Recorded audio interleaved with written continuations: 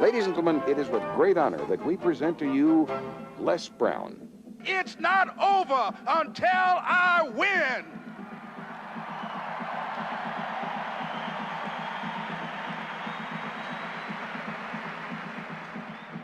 Repeat after me, please. It's possible. I can live my dream. It's necessary. I work on myself. Surround myself with winners. Become creative. It's me. I've got to make it happen. It's not over until I win.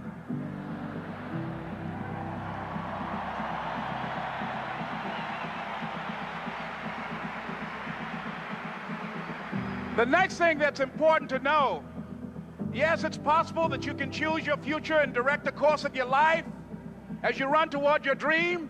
It's necessary that you have goals, that you write those goals down, that you plan, that you think constantly of how you can begin to improve what it is that you're doing. If it's your presentations, if it's your recruiting skills, whatever that is, it's also necessary that you look for ways to always find a way to pull it out when everybody else thinks that you're defeated.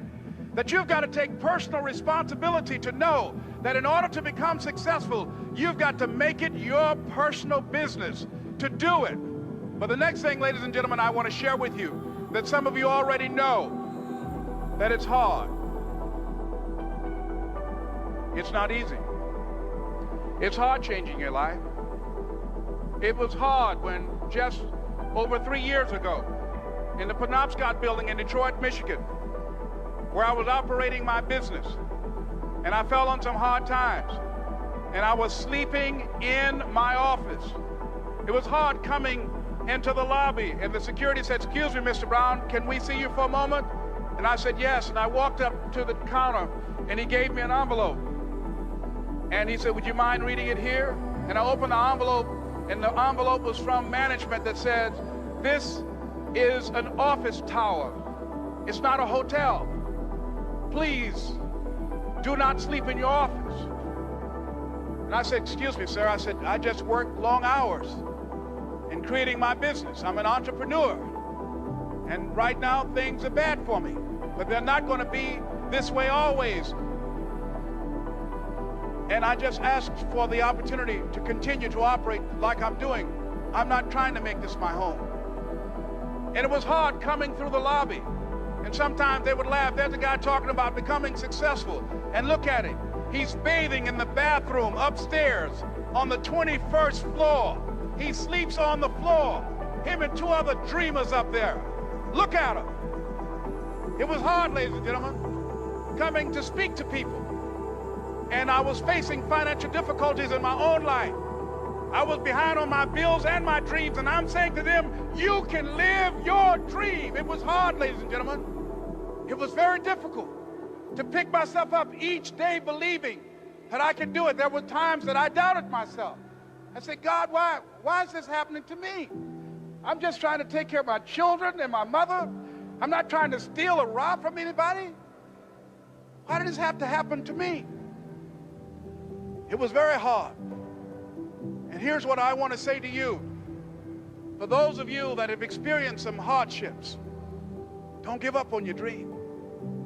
No one could have convinced me by holding on, by continuing to push forward, by continuing to run toward my dream, that one day I would have my own talk show. It's a long shot, ladies and gentlemen, from Liberty City, an abandoned building on a floor, never knowing my mother or father. It's a long shot. Being here with you today in this dome in Atlanta, it's a long shot. No college training, labeled educable, mentally retarded, but I kept running toward my dream.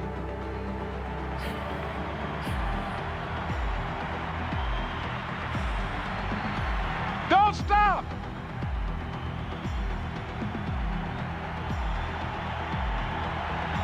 Don't stop.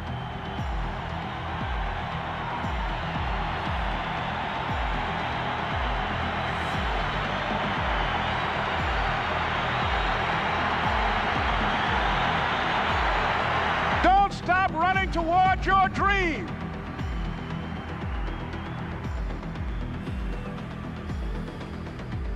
It's very important as you hold on to that dream.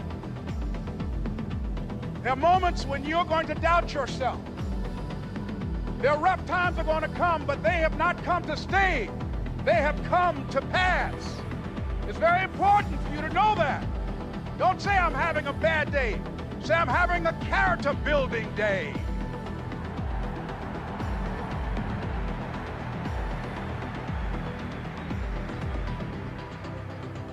It's very important for you to believe that you are the one to make this happen. I remember this high school teacher, Mr. Leroy Washington, at the end of school one June, it was just a few days before we were supposed to leave, and I just got my report card, and it indicated that I'd failed history, and I'd failed English, and I would have to go to summer school.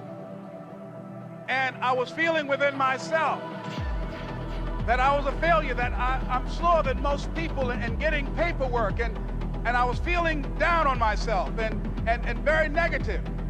And Mr. Washington was giving a speech to the graduating seniors, and I was in 11th grade. And even though I wasn't supposed to be in there, I went in there because the speech he was giving, that speech was for me. And as he talked, my heart began to beat fast.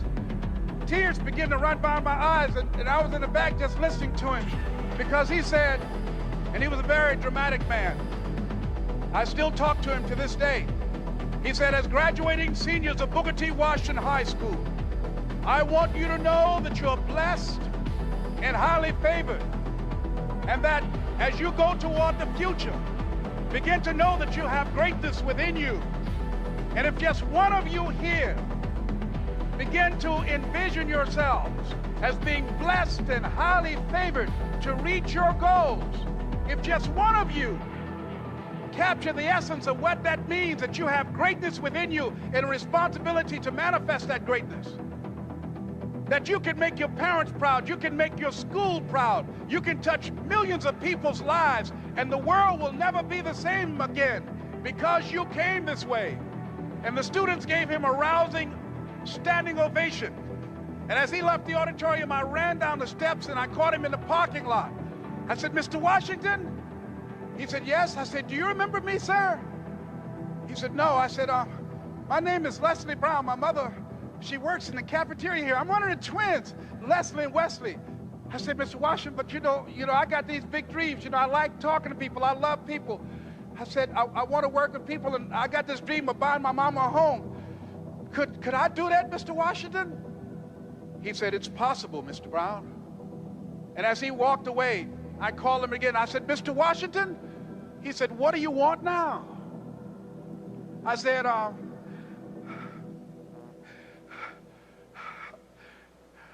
I'm the one, sir. I said, I'm the one. You remember me, sir.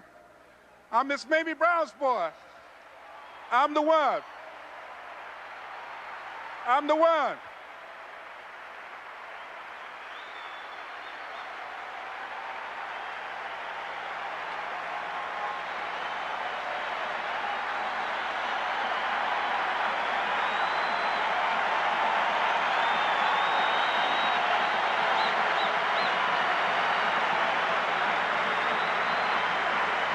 And you must feel that's why you're here, because you are the one. And I remember when PBS first played one of my specials called You Deserve, one Sunday afternoon in Miami, Florida. I had some friends call him to tell him to tune in. And he watched the program. He called me in Detroit, and I answered the phone. I said, hello. He said, may I speak to Les Brown, please? I said, who's calling? He said, you know who this is. I said, oh, Mr. Washington, it's you. He said, you were the one, weren't you? I said, yes, sir. He said, and you were so crazy. I said, I know, but I'm rich now.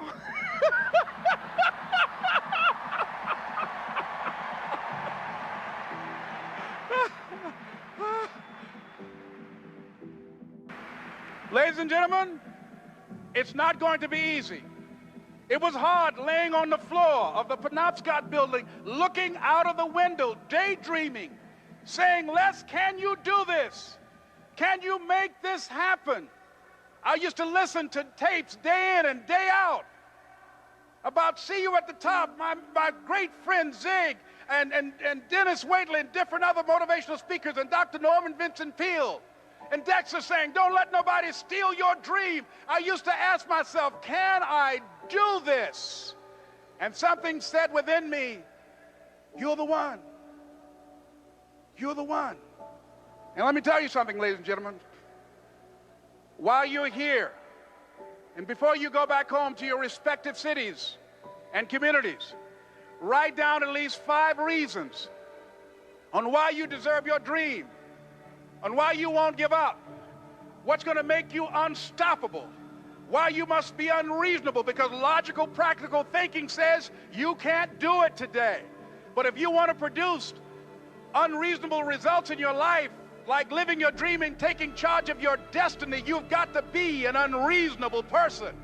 You've got to be an uncommon person. So write down the reasons of why you're here. My first major goal was to buy my mother a home. And let me tell you something, ladies and gentlemen. What will reasons do, Les? Nietzsche said, if you know the why for doing, you can endure almost anyhow. What do you mean by that? If you know why you're doing something, when the hard times come, and they're going to come, when the disappointments and the rejections come, and they're going to come by the truckloads, your reasons will be your rod and staff to comfort you, to pick you up. Once again, I got a saying on one of my tapes, if life knocks you down, try and land on your back, because if you can look up, you can get up. Let your reasons get you back up.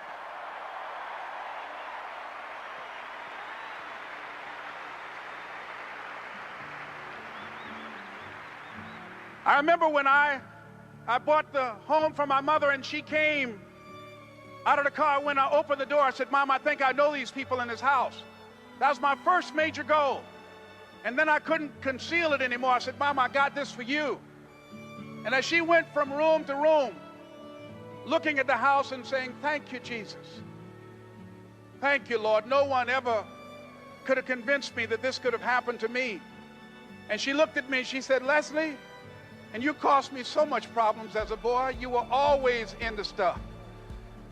She said, no one could have convinced me that day when I walked in that house and this lady was holding you and your brother.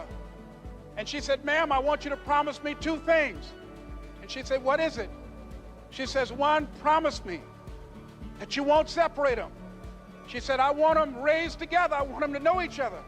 I got pregnant while my husband was away in the war, and I can't keep them. Promise me that you won't separate them.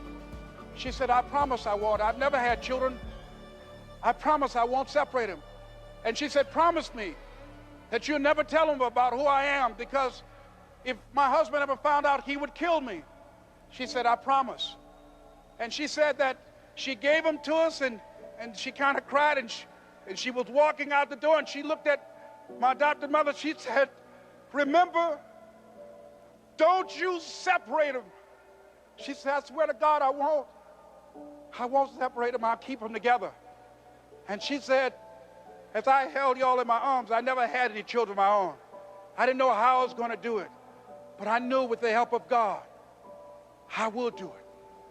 And ladies and gentlemen, my mother had a dream of having children and raising us. She didn't know how she was going to do it. You're going to be just like that. And some of you are already there. Well, you don't know how you're going to make this happen, but you just feel within yourself some way, somehow, with the help of God, I'm going to make it happen.